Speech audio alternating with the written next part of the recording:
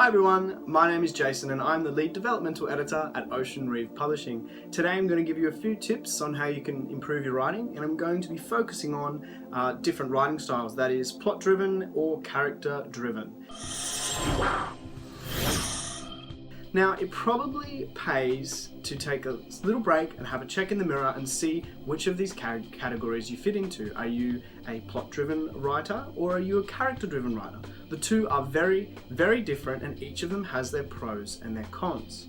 So the plot-driven writing style is based on the events of your story. It's based on connecting the dots from each and every event all the way through to the end of the book. So this happens because of this, and then that happens because of this. The way in which we go about that is writing characters who make decisions, but the focus there is not on the how or the why of the decision, but the outcome of the decision and how that affects the story. On the flip side, the character-driven writing style is all about the characters. It's all about the character's development, it's all about the character's, internal development, and it's all about the character's journey. And it focuses here on the how and the why of the decisions, the how and the why they made that decision, how they made that decision, and what led them to make that decision. And as I said, each of them has two very different pros and cons.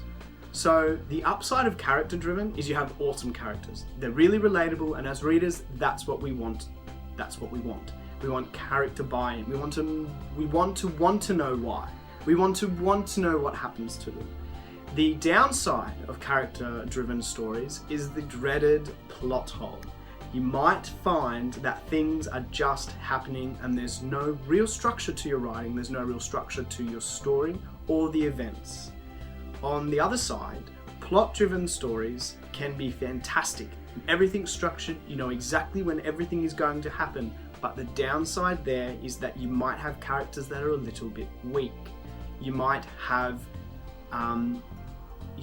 events that don't really challenge the character, and we don't really have any buy-in with the character because we're not emotionally connected to them.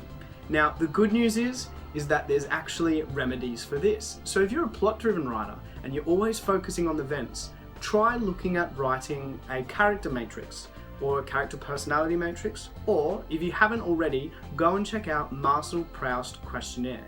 It's an awesome questionnaire on about 30 questions that will get you to think really outside the box about your character and help you start developing them as a potential person that we can connect with.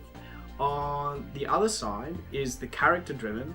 To remedy a character-driven writer, what we need to do is look at inserting a story spine. Break up your story into a beginning, a middle, and an end, and arrange all the events that you think should happen on that spine, so you stop yourself having the dreaded plot hole.